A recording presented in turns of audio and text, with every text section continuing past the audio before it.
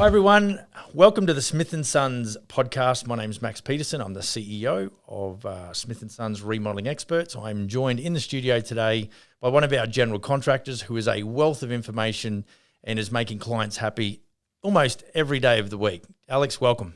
How's it going?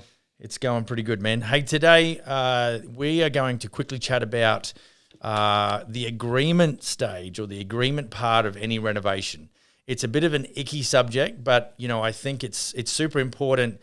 As this is one of probably our earlier podcasts or videos, is to really address some of those nasty sort of yucky types of things that aren't really sexy or entertaining or anything like that. But I think it's important because an agreement that's in writing, which is highly regarded by all of the industry associations in the building game, is to get it in writing. Yes. And honestly, that is something that protects the homeowner and the client, and certainly does protect the builder as well.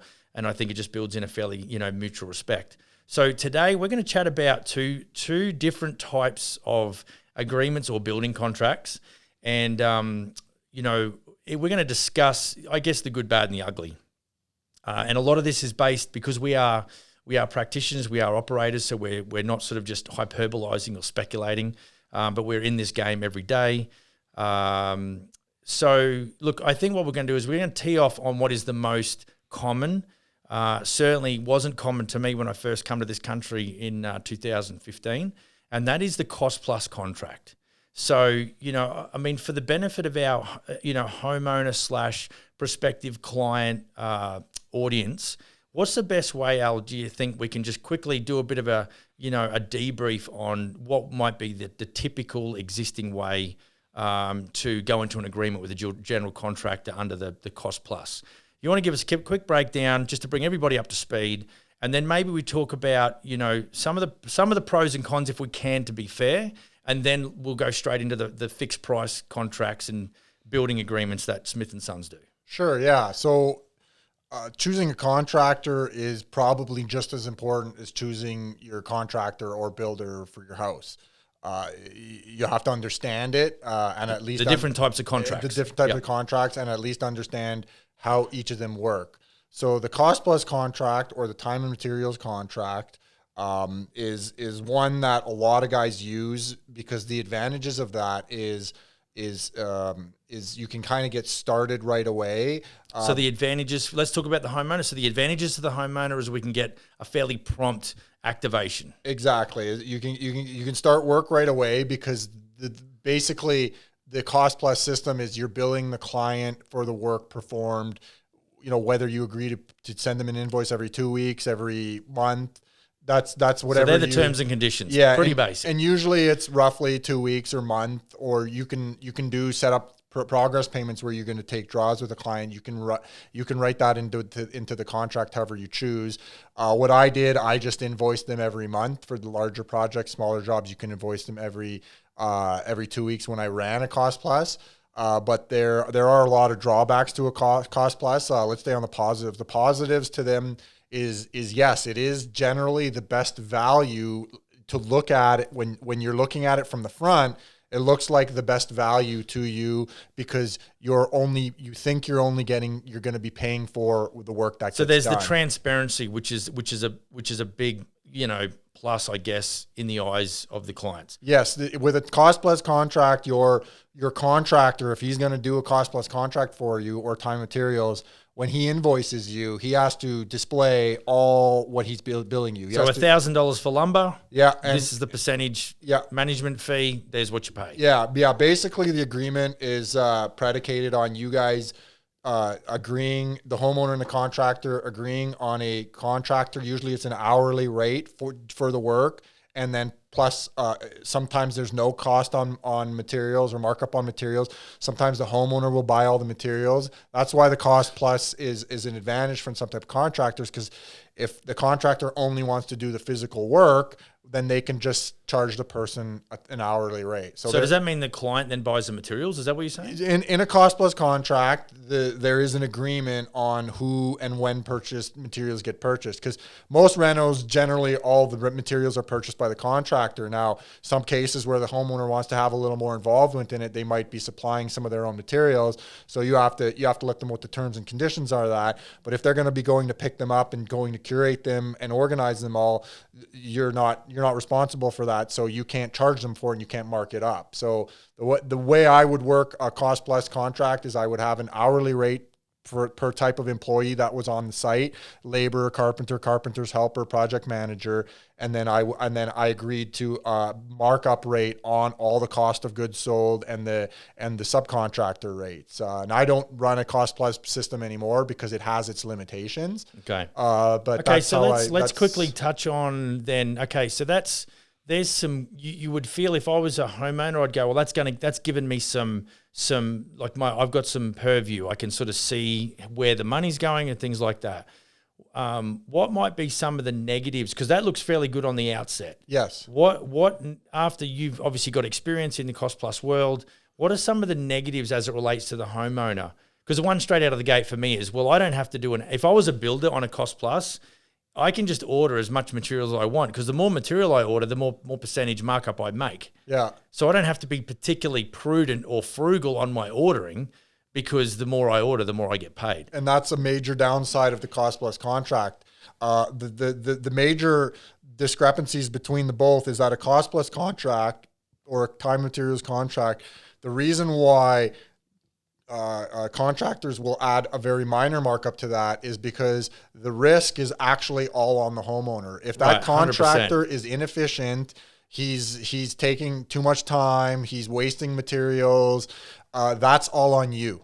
You the homeowner. Sorry, that's all on the homeowner, because the contract you signed was a cost plus or pay as you go contract. Now, if this person is inefficient and doesn't perform well, your prices are going to be much more than he estimated. Also, if his estimation is incorrect and he hasn't allocated everything he needs to allocate, then he's going to give you a false number, and you're going to start a project with a false budget, and the problems will show up at the back end when the build is due. So if the GC who's promoting the cost plus thinks that the project's going to cost 80 but really doesn't know his numbers well enough, gets 3/4 of the way through the project, hits the $80,000 mark, what happens now? So he's got to spend another $20,000 to finish the project.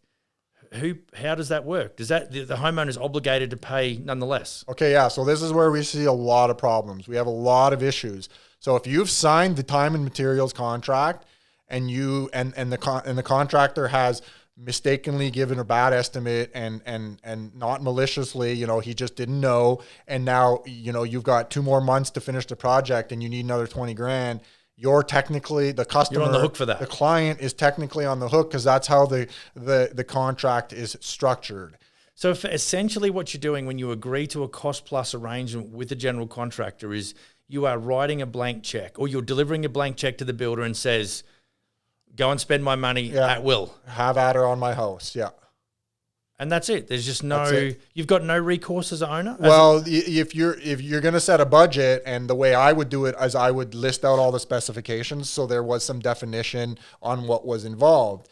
But generally, if your contract, and this is where a lot of the contention happens, is because a lot of contractors are not privy on their contracts. They don't use a contract. A lot of handshake deals happen. That's where the problems happen, right? And I mean, growing up in the industry, one thing that was said to me by one of my trainers early on was that, profit comes from is a natural byproduct of good estimating. Yes. So from early days, was rammed into us to be very good on your estimations, all your quantity takeoffs, et cetera, et cetera.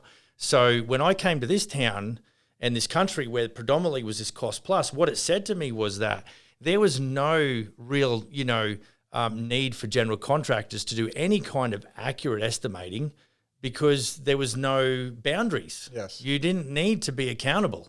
And I looked at this system and I thought that lacked accountability.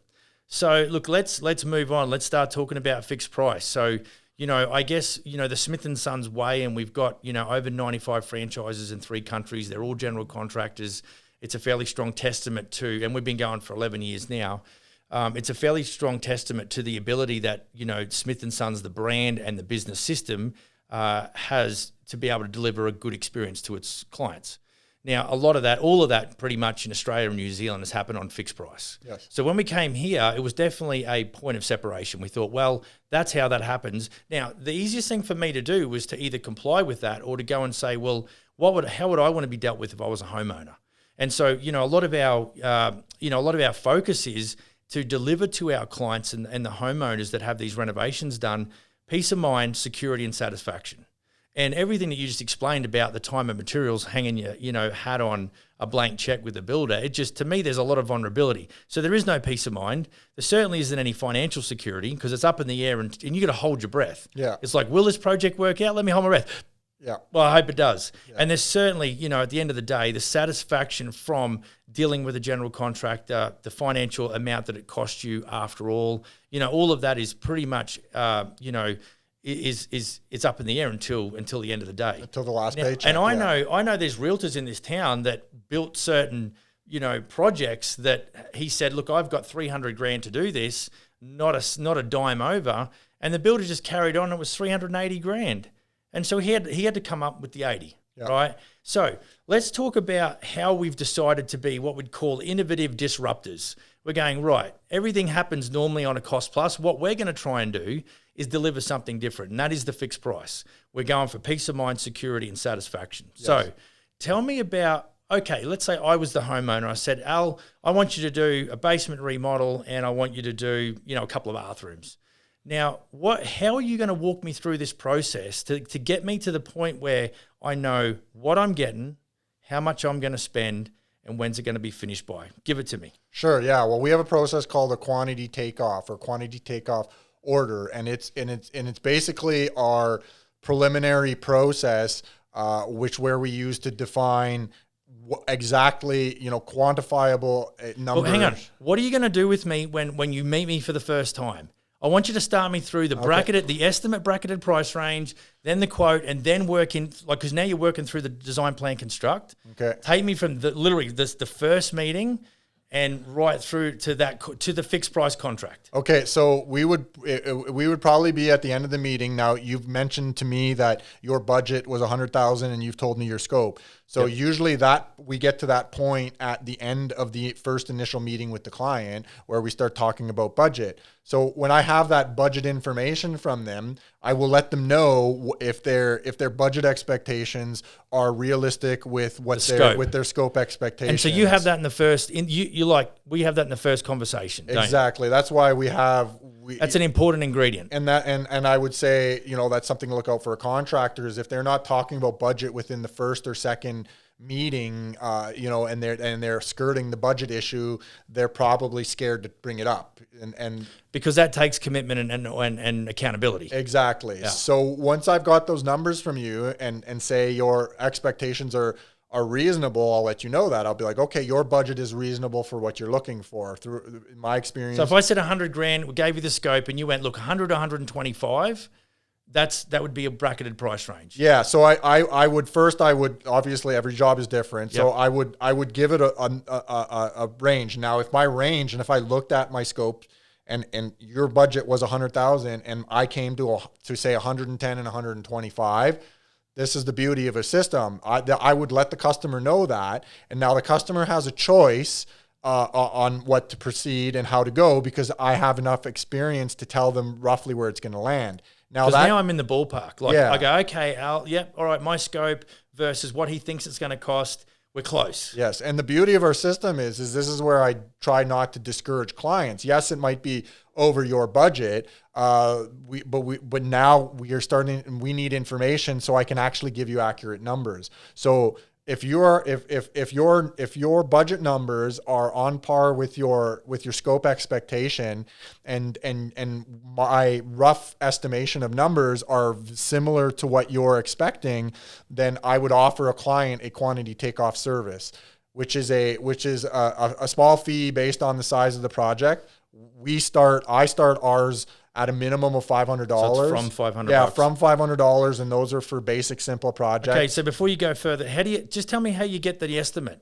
So let's say we've come up with the scope. Yeah. How do you? Is it purely just off experience, or is there? Well, we have our indicative pricing list, Right. Yes, that we use, which puts us somewhat in the ballpark for all scopes: bathrooms, kitchens, basements, additions, decks, the whole 9 yards. Exactly, but Right. you can't just look at that piece of paper and use it. It's called indicative. It's for indicative. A reason. Got it. So it's a tool for us as experienced contractors. It's pretty much like throwing a dartboard on the you need dartboard. some information, so you just got to throw one dart. Because everybody's reno can be different. Exactly. So you can't use a square foot. If everyone says, yes, square feet, allowances or amounts are reliable, they don't know what they're talking about. Exactly. You can get to that point, but generally, like we use that in the preliminary. We'll start Yes. off with preliminary stuff To get the range. But that's where we stay in the estimate range, and then we Right. start putting together the quote. We have accurate information. Okay, so let's go into the quantity takeoff service now. Okay, so what I would offer to you, if your budget expectations were correct, Mm-hmm. our numbers were close. I also am now like say $20,000, $10,000 over your budget expectations. Yep. But I would say don't worry about that because, like I say, your selections and what you have selected, we might That be has an under that influence. number. Yep. The number I might be wrong, and I'm going to admit that. I won't know until we sit down. So our quantity takeoff process will begin where we just pick a simple fixtures and finishes, and we get the preliminary project going. So if you're at a bigger reno, like if you're talking about $100,000 reno, pretty much all our renos have a plan, like have to have a plan and a floor plan created and designed and planned, because that's how we operate. We get all our information first. So I would let you know what the cost of a preliminary set of plans are, and we won't go into drawing you a full set of plans. We might even just start with like an as-built set of plans on your home if we can't find some. So to get a reference point, we'll pick out all the specifications, or we'll make all the specifications that you requested, and we'll pick out all the finishes and fixtures, and then that will give me a very accurate number, and that's the number where we start negotiating with. Now, if that number ends up still being $115,000 or $120,000, and the client, you only want to spend $100,000. Well, now I have the data I have all the estimation and all the quotes from everybody and the quantities and the materials and what we've priced for materials. I can start looking at things I can chip away to fit it into your budget. So how did you go about finding out what I wanted in the way of those aesthetic pieces? Not drywall and lumber, but things like door handles and cupboard fronts and countertops and, door handles on my vanity basins and all that sort of stuff. Like, what do you do once we move into the quantity takeoff? What happens to be able to get out of me, the owner, what all of the nice trinkets are and finishes and fixtures? Yeah, so there's again, that's probably another whole podcast, but it depends on the client, because sometimes a client is not sure if they're ready and willing to spend the money and how much they have. So I might price it out with a bunch of allowances, standard allowances. Right. So you would call that like entry level inclusions. Exactly. So it's a starting point. And then I would have a conversation with the client, and basically we don't really have an entry level. We call it our builder's quality, which most builders, it's not standard, it's not low, it's not economy, it's not standard, it's not high end. It's one above the middle. Okay. There's 4 levels. We're just under, because that's a great price point if somebody wants to go higher and lower. So builder's standard, and then there'd be a premium. Yes, yeah. And then we don't really go any lower than that because we have to guarantee our work. Warranty issues. And then when we start going into substandard materials, it affects our warranty and stuff like that. So then if you come under my budget, let's say you come in at 92,000, I'd be like, dude, so that would, let's say would you include as a builder's inclusion post-form laminate tops or quartz countertops? Again, it depends. Usually we try to price everything out with quartz because quartz is pretty much the trend, Sure. right? And people, It's almost a standard inclusion. Isn't it? Yeah, and most people, it's a product you can upgrade in your kitchen that will get you value out of it. Yeah, you do. A lot of people won't. If you renovate somebody's kitchen and you put in a laminate countertop nowadays, most people will just switch that countertop out to a stone countertop. Now, I rarely do laminate ones now because the pricing of stone or quartz countertops and the options and what we do now with the size of the renos, if you're going to put everything brand new in there, most people are going to a quartz. The ease of the clean, ease of install, Okay. and the product is So what I've got is I've got this quantity takeoff that might have cost me $500 at least. But now what is it? So what else does that get me? Okay, so what I give, I also give off the heels of that. So you get three things from us. You will get a list of specifications and fixtures, just a straight up generic list of everything we specified out for your reno. You'll get a guaranteed fixed price for your project, and we'll have a schedule, like a Gantt schedule picture. I give them a view of my Gantt schedule so they know roughly. So what does that show me? Yep. Yeah. So again, for people who don't know what a Gantt schedule, basically a Gantt schedule is a schedule that's on linear format that shows all the categories when they're scheduled. So that's a project timeline. Exactly. Okay. Yeah. And we just give them a picture of the Gantt because there is information in there, but it just gives them a snapshot of the length of their project and what all the categories and when they're scheduled. So essentially it gives me a completion date. And that's what we use. That's how we factor in a completion date. We on the quantity takeoff, we collect the scope and the fixtures. We create the schedule. When we have the scope and the fixtures, we know what we're going to get into. We create the schedule off the back of that, and then that's how we predict your finished project, because we have a process to complete your project. I know how long certain projects are going to take. And it's very easy to nail down a completion date. So how do you find, generally speaking, do your clients feel about spending money to figure out what the renovation is going to cost them? What's the feedback? I think any client that has already made the decision and commit to purchasing it, we're one of the. I haven't heard anybody else offering this type of service. I know there's a lot of people offered preliminary design and planning services, but that's a little bit more of an entry point to get in there. Usually, if you're going to start in that route and it's a big reno, you're going to spend some more money. But most of the time, I find clients who are already willing to do the work and motivated to go will pay it no problem. So because you're talking about not just doing the design as such, although that's going to be included, but that'll be on top of the quantity takeoff. Yeah. Well, you're going somewhere with this. You're going to get the design sorted out on top of the quantity takeoff. So the fixed price number, all the fixtures and finishes and the specifications and the completion date and how much it's going to cost me to the dime. So there is no gray area then. It's a lot easier to throw $500 in the garbage and find out you can't afford to do a renovation than have your home half ripped open. The story you just told me about one of your friends there, you signed a contract for $300,000 and you got to come up with an extra $80,000. So essentially it's the feasibility study is something that's a commercial term. However, it's something that gives you a lot of security because it really unveils what do I get, how long does it take, and what's it going to cost me. Therefore, it's like, well, I know in advance where I'm at.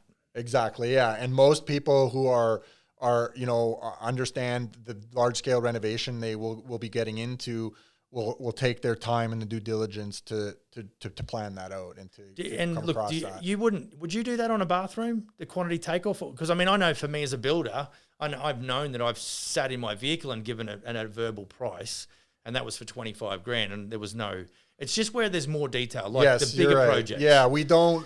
There's a value that I don't deliver a quantity takeoff because it's pretty easy to quote.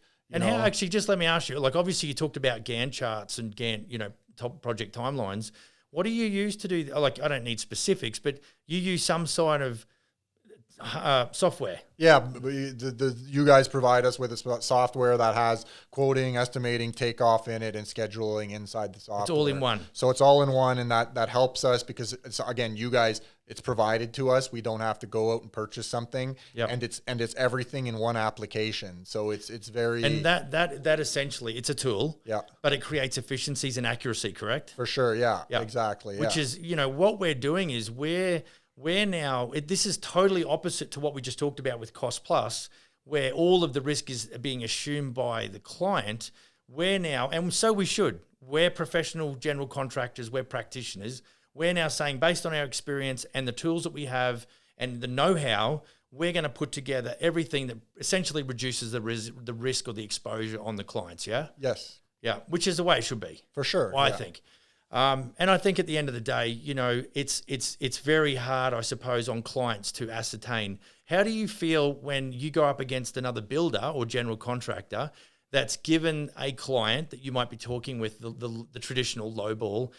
What do you say to a client or to a prospective client that, if I'm the same client, I said, Alex, we've talked about 100 grand, but this guy over here can do it for 65, but it's a cost plus, it's not fixed price. Tell me how, talk to me as a client. How do you answer that, challenge? Sure. Well, first of all, I'm going to say that I'm not discouraging and telling people to say don't use a time and materials contract. Yeah. There is a time and place for that. It's just most time for most home renovations that does not lend well to it. So I would find out if our service is right for you and you're how do you compare apples to apples when you've got someone like you talking about a fixed price where you've nailed down the inclusions, the amount and the completion date, and then you got this other operator over here that's not giving you such. Well, this is where part of a challenge of our industry is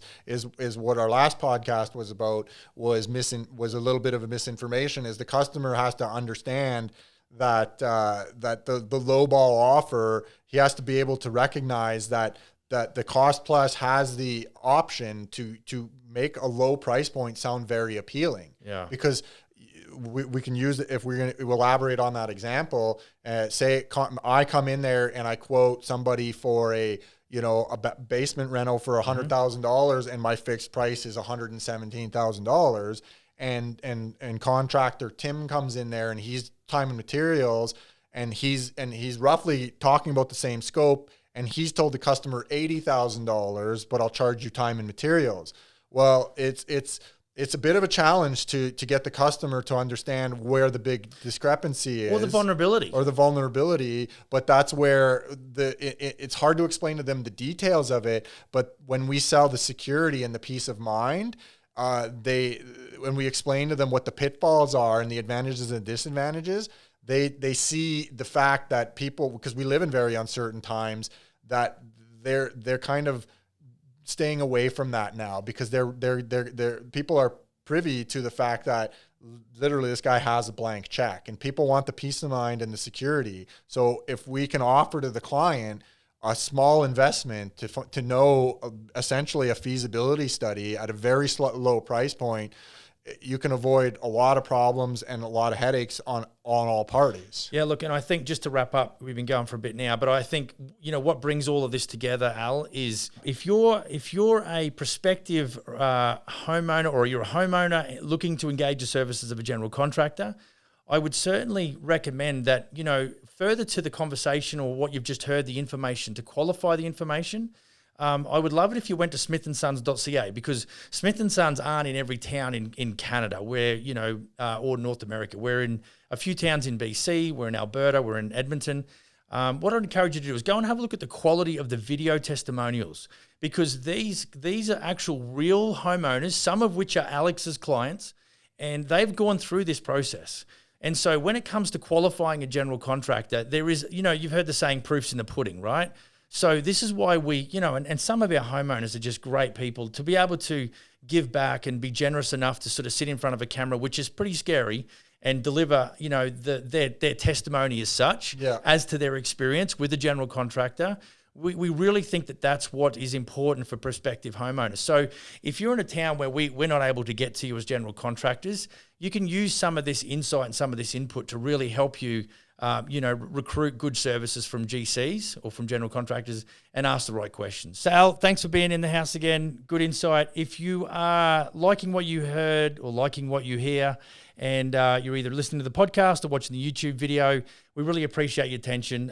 We're really hoping that this information will help you, find the right GC for you and your project. If you're watching YouTube, hit the subscribe button. If you want more information, feel free to email me at max@smithandsons.ca, and I will be sure to respond to your email and help you out any way that I can. So great to have you along. We'll see you on the next one. Have a great day.